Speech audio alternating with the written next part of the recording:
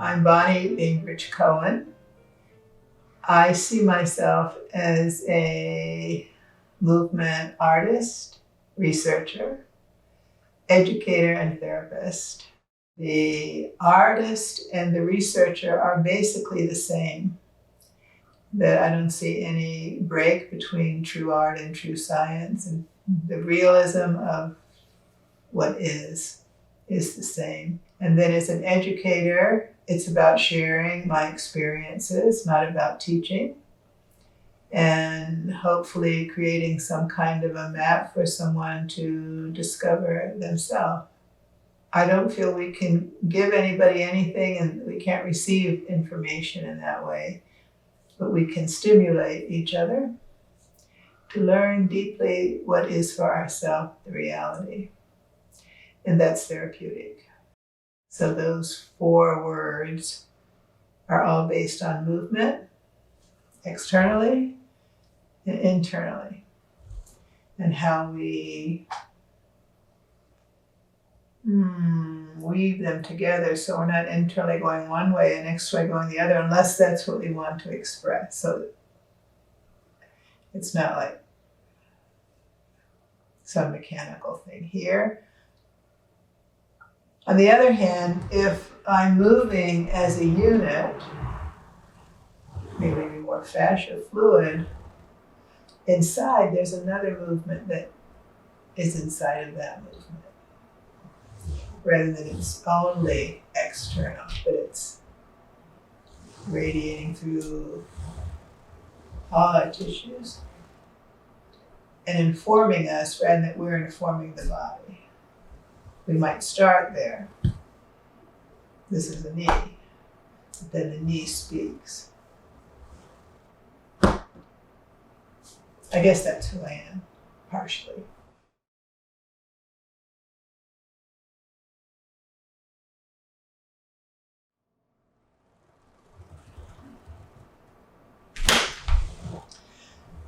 Did it originate on the inside or the outside is the question. In a way, it's neither, and it's both. So I can move on the ball, but the ball can move me. I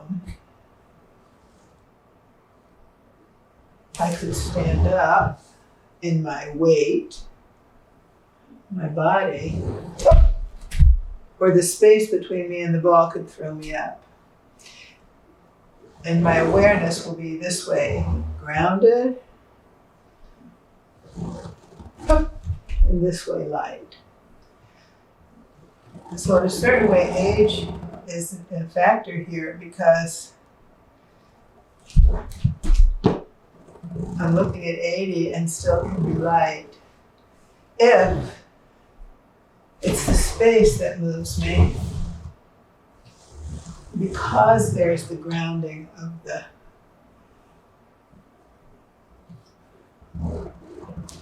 of gravity, but then there's light.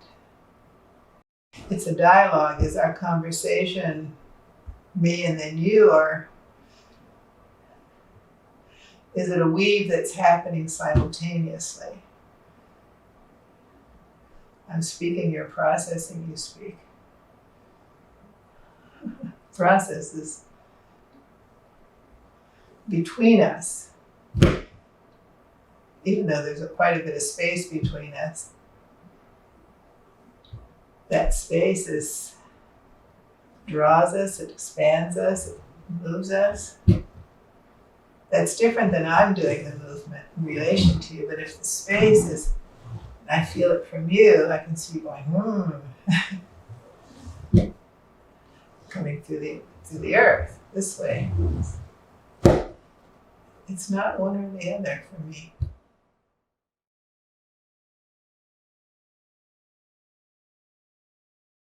My parents were the Ringling Brothers, Barnum and Bailey Circus. I was born in 1941 when the circus was the entertainment in America. And that was the big top. So I grew up in this milieu of extraordinary people, animals of all kinds, bears that dance, and that was my world, not a house and a car. And no TV in those days. We had radio, sawdust, poop, smells, elephants trumpeting, but not in the wild. It was all in this big tent called the Big Top, 3 rings. So it wasn't at all intellectual. It was full of tension, full of magic. People were, the tallest person, the shortest person, the biggest person, the tattoo person, which today, of course, is normal. I remember one young woman, she was probably a teenager, she didn't have arms and legs. They were all normal to me. One of my friends was Gargantua, who was the ape, the gorilla, and Toto, his wife, and I knew something wasn't right. I felt their agony and their pain, but I didn't know what it was because it was not a verbal world, their captivity. But I would make faces, and Toto would go. We had this relationship.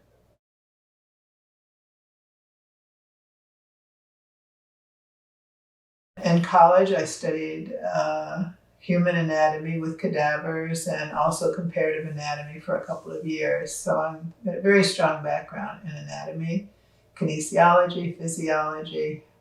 I became an occupational therapist. I worked with people with severe physical disabilities. I did some also in psychiatry. Irmgard Bartinia, people know the Laban work. I studied with her off and on for many, many years, I started with Eric in 65 and Irmgard in 66. I studied with Dr. Carl Bobath and Berta Bobath in England, what became neurodevelopmental therapy, working with children with severe neurological issues. I've spent 50 years working with infants and children with special needs, people in comas, all kinds of difficulties, looking for the movement that is not, this person has this kind of movement because this happened, this person has that kind of movement, but what is the movement that we all share? And it shows up in different ways. And I feel like that's been a real path. What is movement, and how does it inform us? And embryologically, it's basically what informs us. If things didn't move, we wouldn't be able to develop.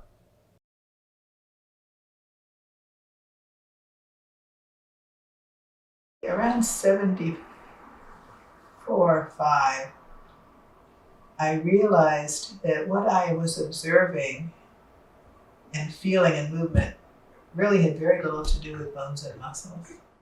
So then as a movement improviser, I sounded into organs, I moved from organs, I created postures, and that began my study of embodying the organs directly. I didn't remember which posture was, but I didn't have to because I can do this from my thymus and I can do it from my heart. Depends how we do it. And then differentiating between, am I sounding into my heart?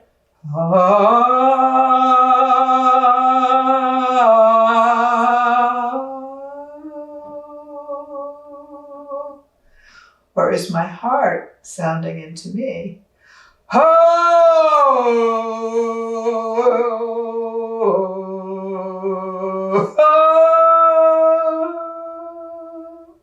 I don't know what I'm going to sound that time. The first time I'm kind of saying I'm going to go hum.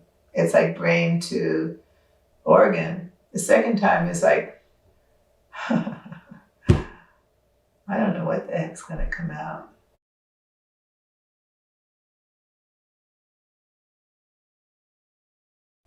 the dance is our life, but this is the instrument. So somehow how to become the instrument as well as the expression so there's no conflict.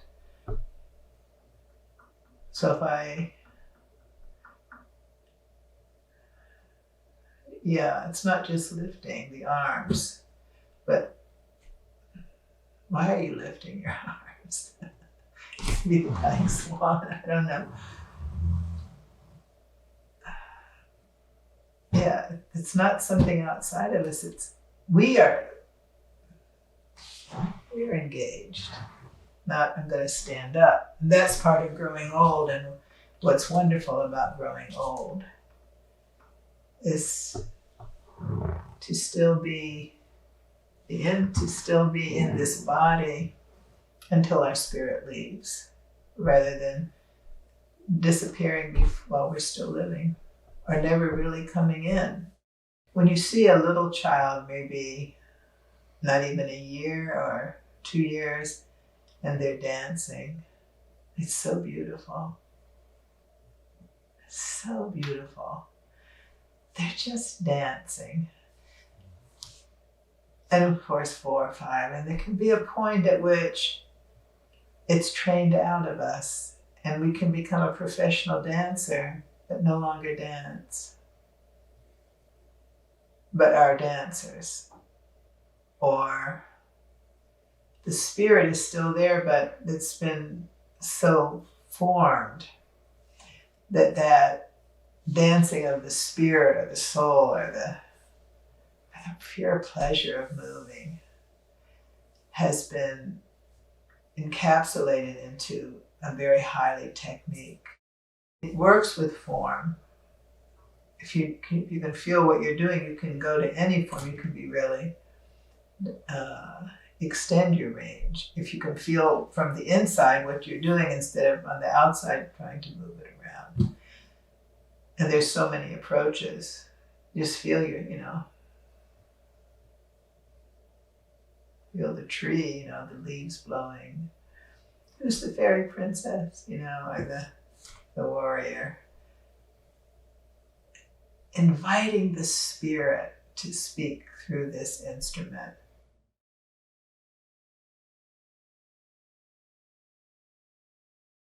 One way is to put my hands and feel what I feel. And then as my bones feel their bones, my organs feel their organs. From here, I don't have to be here, but or the blood or the lymph or the CSF or whatever it is, the nerves. I feel for what is calling, it's vibratory. Usually when I have my hands on someone, it's like watching paint dry. You don't see too much. Because the key is to do nothing until the tissue tells you what to do. Instead of, this is a technique, you go in, you do this, you do this, you do this, you do this. Yeah, just go in and breathe cellularly. What do you mean cellularly? Well, don't do anything. Usually I find if someone's interested, then there's an opening, and I look for that opening rather than to jump through when I don't really know. 2 months ago, I was demonstrating with someone, and I went to put my hands on them, and the energy there said, "Don't touch me." And so I said, well, the person had broken a toe, I think. And so I said, well, here's a case where outside of the body, the vibration was going like this. So I wouldn't touch somebody like that. And so we're talking, and all of a sudden I said, "It's like a baby's crying. And hopefully you don't go, shh, shh, shh, everything's okay. Cry more, tell me what's going on, what's happening." And as soon as I said that, her foot brought my hand right in.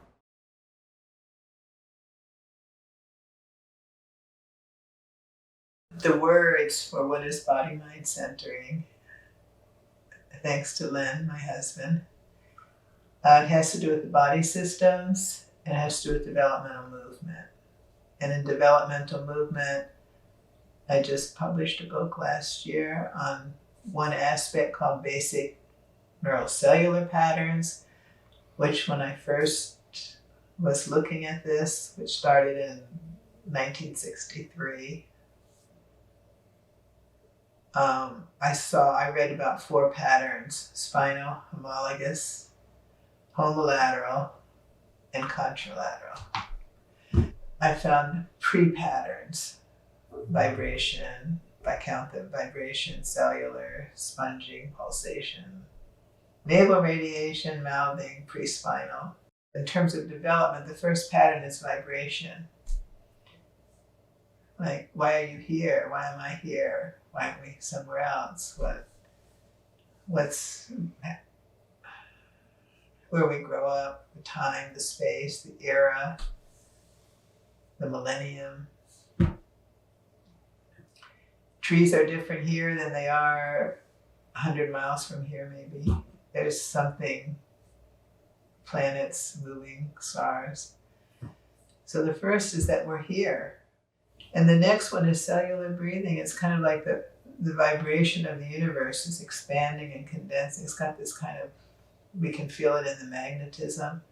And then we take that at the cellular level, we're just breathing. And someone said, writing an article for someone, they said, yeah, people say breathe in your feet, but you really breathe in your lungs. Yeah. After you're born, you breathe in your lungs, but for 9 months, you didn't have feet for 9 months, but for more than 7 months, you breathed in your feet through fluid movement. And how to go back to that.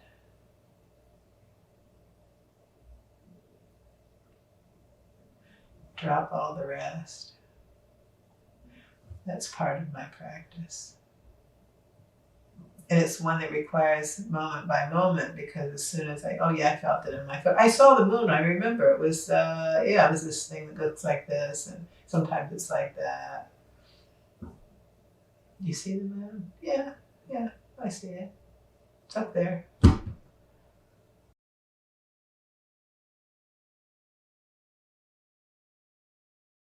In some ways, I've had 2 paths. I've had the path of the dancer and the path of the therapist. And at one point in New York, I had 6 jobs. I was working in the hospital. I was working in a home for women in their 80s and 90s, teaching dance, movement. It was wonderful what happened. I mean, wonderful. I was working privately with children who had developmental issues. I was teaching dance. I rented my own studio, rented a studio. I was teaching dance. I was teaching at Eric Hawkins' studio. I was teaching at Hunter College dance.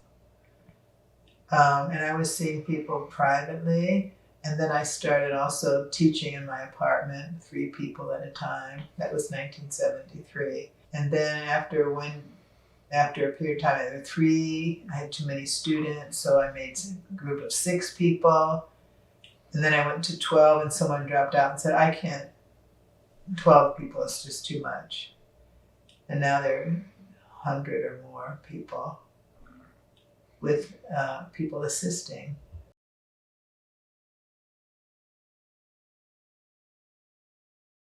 In the transmission of the work, touch came more and more into the work.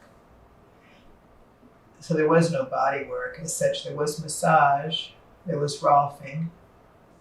So what developed was, instead of, first of all, it was just, do you feel bones, your own bones, and then people could feel their own, or somebody else's eventually. And what's there to that in flesh? The flesh around the bone, they're very different. And how is that consciously? So is it bone or is it flesh? And that could be applied to dance. And eventually we created a field of bodywork.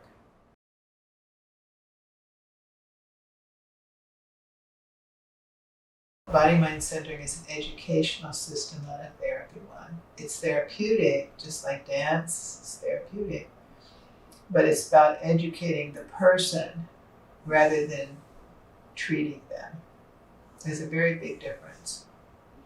So this is for people who are interested in, we could say now somatics, now there's a word, consciousness. People are using the work in many, many different ways. Someone with people in homelessness, prisons, infant development. We have a special program for working with infants. Again, infant developmental movement education is the education. And people in theater, there's a program through Naropa where people could get a master's in theater with a BMC basis. There are I think there are more than 10 osteopaths now in Europe and here in Canada. Dance is still a primary application.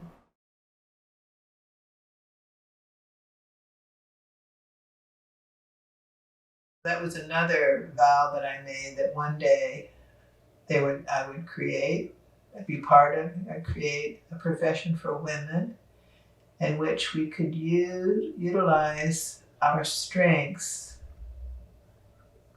of touch, of movement, of compassion.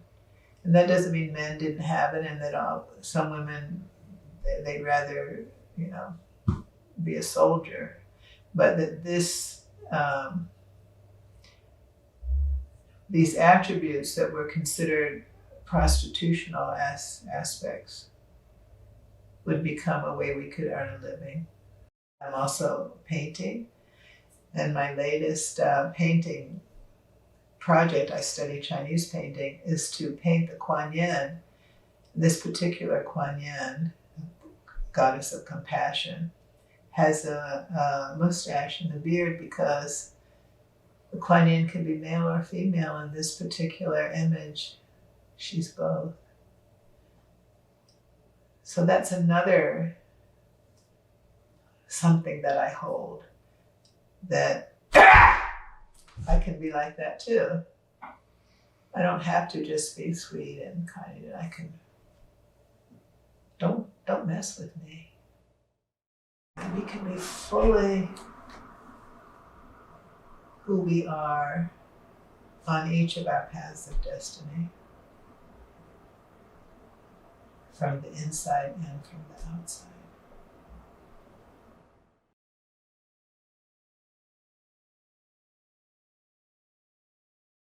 Why do I keep going? Why do I keep breathing? It's that simple. And I feel like this approach has been transmitted to enough people. There are people who are certified. There are people who just took an hour. It's very broad. And also, I hope that the trainings will continue, because there's a depth. There's an incredible depth. I don't know how many people are interested in the depth of the work. People are interested in this bit or that bit and applying it. That's great. I still have my own questions. I'm still,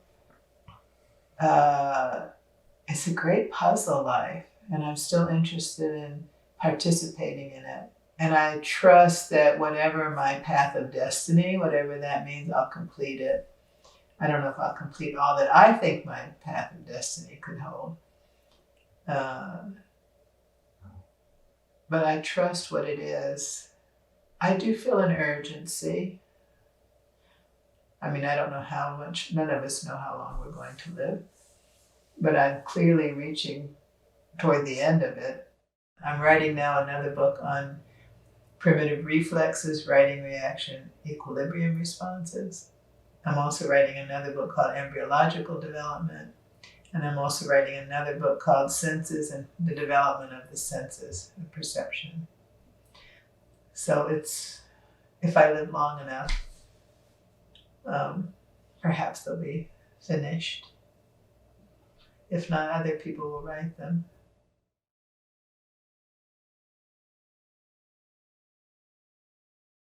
I feel so blessed. the people that I've met, the stories, the experiences. And I'm not actually needed any longer, other than to be myself and my own curiosity, passion, delight. Are we comfortable? And that can be so misunderstood. Are we comfortable? Even in great stress and pain, can we be comfortable in being ourselves? It's not just, I don't have any pain, that comfort is no pain. It's just, are we here? Are we totally miserable or something? But we're here. We're here with all the feelings and frustrations and joy. I'm still here with all of that. And I'm grateful.